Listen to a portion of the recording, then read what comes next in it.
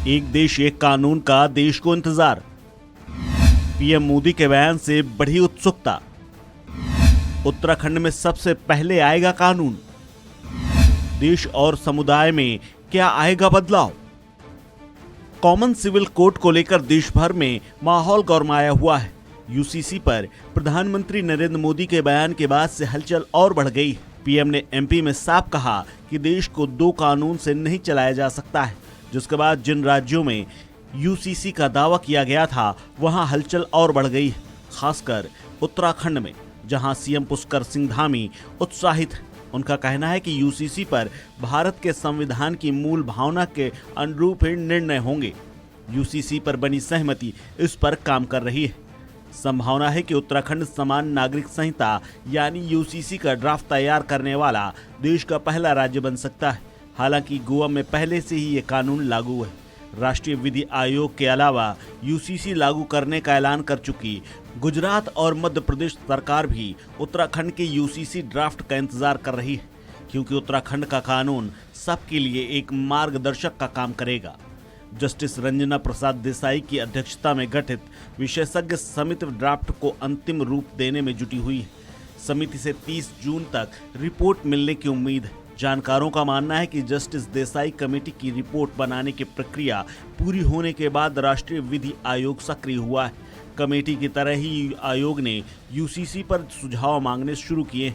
Committee के साथ आयोग के अध्यक्ष और सदस्य एक बैठक नई दिल्ली में कर चुके हैं।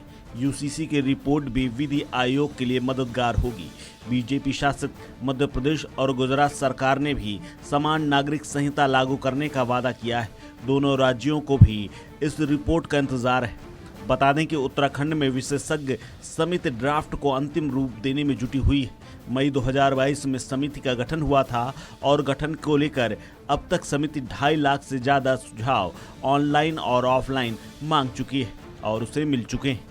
सभी 13 जिलों के हितकारियों से भी सीधे संवाद हो चुका है और नई दिल्ली के प्रवासी उत्तराखंडियों से भी चर्चा की जा चुकी है। अब सवाल है कि इस कानून के आने के बाद क्या बदलाव आएंगे। तो सबसे पहला बदलाव आ सकता है शादी की उम्र पर। यूसीसी में सभी धर्मों की लड़कियों के विवाह योग्य उम्र एक समान करने का प्रस्ताव है। पर्सनल लॉ और कई अनुसूचित जातियों की लड़कियों के विवाह की उम्र 18 से कम है। यूसीसी के बाद सभी लड़कियों की शादी की उम्र बढ़ सकती है। विवाह रजिस्ट्रेशन। देश में विवाह का पंजीकरण कराना अनिवार्य नहीं। यूसीसी में सुझाव है कि सभी धर्मों में विवाह का रजिस्ट्रेशन अनिवार्य होगा। इसके बिना सरकारी सुविधाओं का लाभ नहीं दिया जाएगा। बहुविवाह। कई धर्मों और समुदायों में पर्सनल लॉ बहुविवाह को मान्यता देते हैं। मुस्लिम समुदाय में 3 विवाह की अनुमति है। यूसीसी के बाद बहुविवाह की पूरी तरह से रोक लग सकती है। Live in relationship.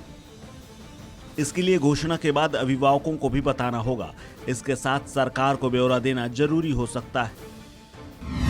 हलाला और इद्दत खत्म। मुस्लिम समाज में हलाला और इद्दत की रस्में यूसीसी कानून बनकर तैयार हुआ और लागू हुआ तो ये खत्म हो जाएगा।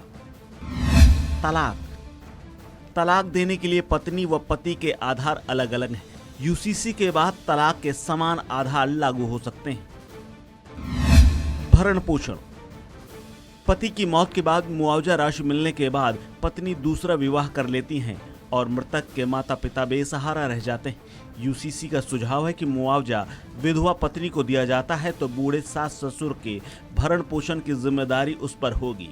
वह दूसरा विवाह करती है तो मुआवजा मृतक के माता पिता को दिया जाएगा। गोद लेने का अधिकार। यूसीसी के कानून बनने से मुस्लिम महिलाओं को भी बच्चा गोद लेने का अधिकार मिल जाएगा। बच्चों की देखरेख। यूसीसी में सुझाव है कि अनाथ बच्चों की गार्जियनशिप की प्रक्रिया को आसान और मजबूत बनाया जाए। उत्तराधिकार कानून। कई धर्मों में लड़कियों को संपत्ति में बराबर का अधिकार हासिल नहीं है। यूसीसी में सभी को समान अधिकार का सुझाव है। जनसंख्या नियंत्रण। यूसीसी में जनसंख्या नियंत्रण का भी सुझाव है। इसमें बच्चों की संख्या सीमित करने, नियम तोड़ने पर सरकारी सुविधाओं के लाभ से वंचित करने का सुझाव है। सुझावों, संवादों और चर्चाओं का विश्लेषण करने के बाद समिति ड्राफ्ट को अंतिम रूप देने में जुटी हुई है। प्रदेश सरकार ने 30 जून तक रिपोर्ट की अपेक्षा की है। ड्राफ्ट तैयार करने का काम तकरीबन पूरा हो चुका है।